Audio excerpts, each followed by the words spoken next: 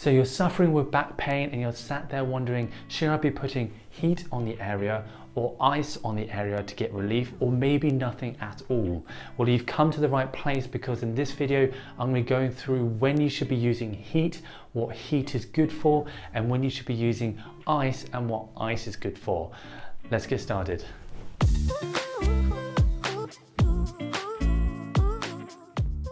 One of the difficulties in answering this question in general terms is that it very much depends on the cause of the problem, on why you're getting that pain and what's causing that pain, which will depend on what modality of either heat or ice that you're going to use on the area.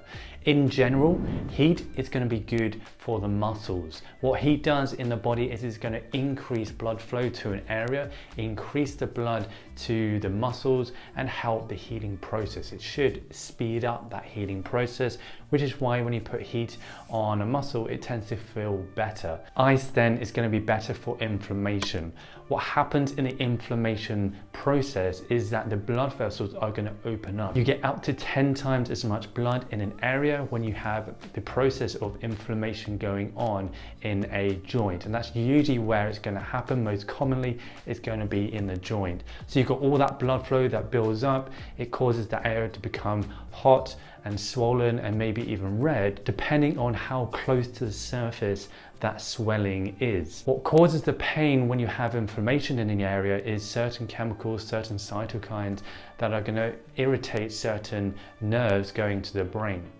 So by putting ice on the area, ice on inflammation, what we're going to be doing is reducing that blood flow to that area, which are going to be reducing the chemicals that are going to be irritating those pain nerves and producing the pain. So therefore, ice is going to be good for things like if you sprain an ankle, or you have a bruise somewhere, if you hit your elbow or your knee. Because they're quite close to the surface, ice can be very useful. Although in a lot of back issues we have inflammation that goes on, particularly if it's a disc issue, there's inflammation around that nerve that can be causing pain. Logically, we would think that ice would be better for that area. The problem is that it's been shown that putting ice or even heat on the back is only going to be changing the temperature of the superficial layers of your back, and only by a small degree. Your body is very good at keeping your core temperature at a good, consistent point around 37 degrees, and so it's not going to change very much. So putting ice or heat on the back is going to give you more of an analgesic effect. My recommendation then is, first of all, try and figure out what the problem is. You might need a professional to try and help you do that, such as a doctor or a chiropractor or an osteopath, so you can find out what's causing the problem. And when you know what the problem's being caused by, then your treatment method is always going to be more specific and more effective. My recommendation is probably to start with heat in the back. Because heat is only going to hit the superficial layers, you're more likely going to be able to affect the muscles more than the joints that are deeper inside the back. So by putting some heat on the back, you can then increase that blood flow to the muscles, and you can at least help and soothe those muscles. It's probably going to be more of an analgesic effect, but this is more likely to help you. Don't put the heat directly on the skin. Make sure you've got it covered, and make sure it's not too hot. So make sure it's warm to hot, so you don't burn the skin, but also so you don't cause any spasms within the muscle if it gets into any kind of shock. If you don't find heat helps, then I would suggest then try some ice. If you're going to put ice on the back, I would direct the ice more towards the joints if you can, so a bit more towards the middle.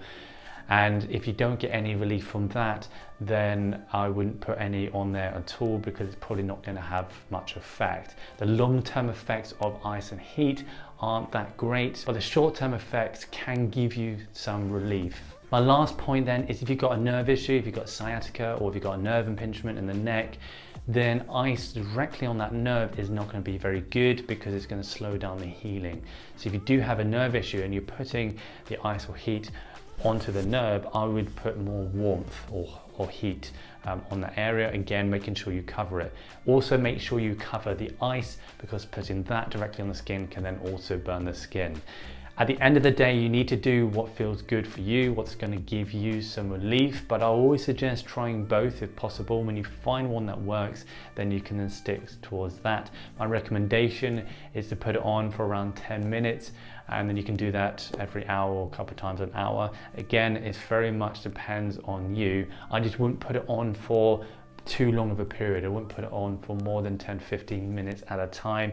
Do give it that break. So again, thank you for watching. I hope you found this video useful, and please do subscribe for new videos like this one every single Monday. See you next time.